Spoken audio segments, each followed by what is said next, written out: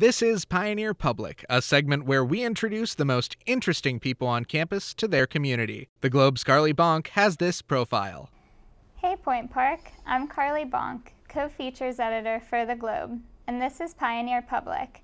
I'm joined in studio for our last segment of the semester by Dean Michael Gieseke. Thank you so much for joining us today. You're very welcome.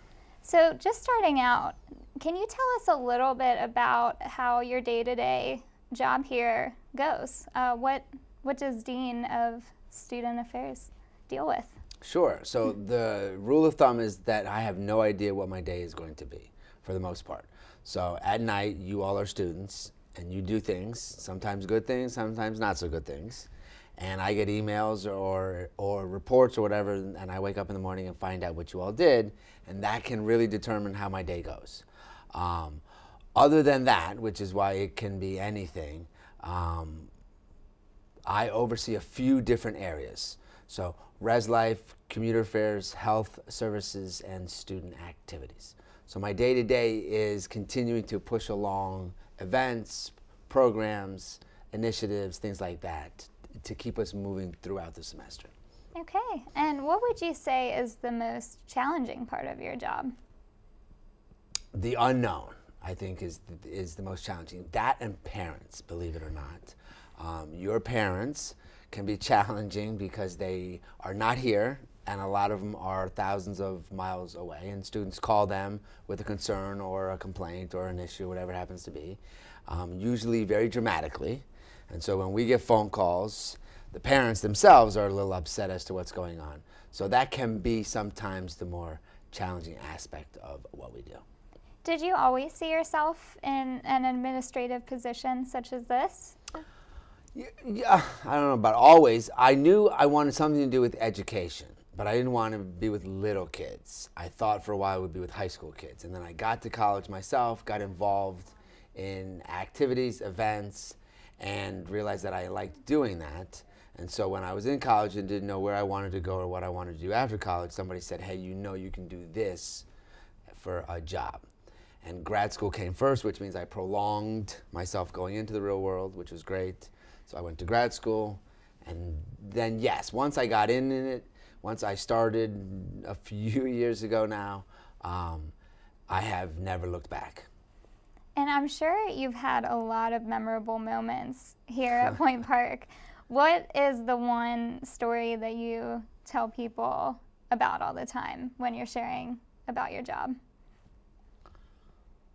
I don't know that I have a story. I don't know. I think I have appreciated without a doubt the growth that I have seen. I'm going in on 10 years now, and I'm one of those that was here when it was probably 5 or 6 buildings, before the park, obviously before a lot of the other things that have been here. So the growth of the university, when I first got here, believe it or not, like the idea of you all as students wearing Point Park gear and wearing the words Pioneer and wearing the bison hat and those things really didn't exist. It really was a campus that you were here, you were in class, and you left. Even if you lived in the residence halls, a lot of students left. So one of the things that I love to see is walking around and seeing Point Park really be this area. That's been one of the most exciting parts for me. Okay, and you mentioned before that you're involved with commuter resources. Point Park is a very heavily commuted campus. How would you say you've been working to better commuter resources for our students that travel? Yeah, so first and foremost, I put somebody who's better at it than me to do it, which is Amanda Anderson. I asked her to be responsible for the actual day-to-day part of it. That was the smartest thing I did. But no, for us really, the most important thing is to be a resource. It used to be commuter affairs, and that has one connotation. And the reality is what we want to do is be that one-stop shop for commuters with whatever their concerns may be. We didn't want to separate, this is a commuter program versus a residential program when it comes to the everyday parts. SAIL, student activities, is here for everybody. Every event is meant to be for all students, no matter where you live or what you do or when you come in. We need to think about commuters and planning events and all that, but it shouldn't be these are just for residential and these are just for. So commuter resources really is about what resources commuters need. When they have questions, when they have concerns, where do they go, who do they get to? So we spent the last couple of years trying to make that name and make it a place where students know to go. Okay. And I know personally as a commuter, parking is one issue that is very heavily on our minds as commuters. Sure. How have you managed to work with students that are struggling with this issue? It has been and will always be parking and Port Authority transportation are the two of the biggest commuter issues that we have, and we understand that, and we really do. The problem is we are an urban campus. The university just cannot build a parking garage. As much as everybody would love us to do that, I found out years ago when this first came up and there were conversations, it is an exorbitant amount of money per parking spot to actually build a parking garage. So the cost is just somewhere where it can be.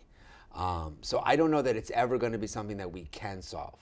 Being the urban campus that we are, it just is what it is. Sorry to say. That's all right. I know there's a lot of options available already, like biking and taking the bus and options like that. So we'll manage for now.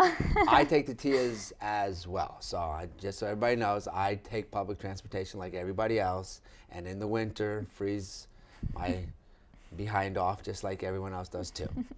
Okay. And we have a break coming up, so I'm sure you'll have maybe a little bit of downtime. What do you do in your spare time? So one of the greatest times being here at the university is when you guys are not here. Just so you know, I love you all and I'm glad you're here and I miss you when you're gone for too long. But this sort of break, when you all leave, we still have a week before we go away. And then we have a week before you all come back. And that's a nice time to be at the university because we can get a lot done, have a lot of conversations, plan for the future without worrying about what incident report's going to be there that next morning that I might have to deal with. Other than that, my wife and I are both from South Florida. So both of our parents still live in South Florida. So our winter vacation every year is to South Florida. So it's one of those sort of free vacations because we get to go stay at our parents' house. They love the grandkids. They want nothing to do with us and want to be with them. So we get the opportunity to go hang out with our kids. Well, that sounds like a lot nicer weather than what we have up here. Yes, exactly right. It is. And I heard from multiple students that you actually have adopted children, correct? I do. And how has that shaped your life, even as part of the education system? Sure. I mean, obviously we think a lot about our kids and our education. Our family is amazing and our boys are all amazing. We have 3 boys. So my wife asks me all the time, why did you do this to me? Why did you end up giving me 3 boys? She's got no girls. They do nothing but beat each other up and jump on each other, and she just does not understand at all how that works. I keep trying to say it's just because they're boys. But no, it's been a wonderful thing for us. It sounds like a madhouse. It is. But a lot of fun. Yes. And to finish up here today, I was wondering, students coming back for the spring semester, how can they get a head start in getting involved in different activities here on campus? Sure. So I think it depends on sort of the student and what year you are. I think it's important for seniors, juniors sort of say, hey, what's left? What may I not have done yet? What experiences do I still have an opportunity to do while I'm here? And looking at it from that viewpoint, I think is important. Look at your resume per se. What have you done during school and what may be missing? What's something you've always wanted to do that you didn't, or a piece of helping your resume complete itself? What left is there to do? And then find what that is and do it.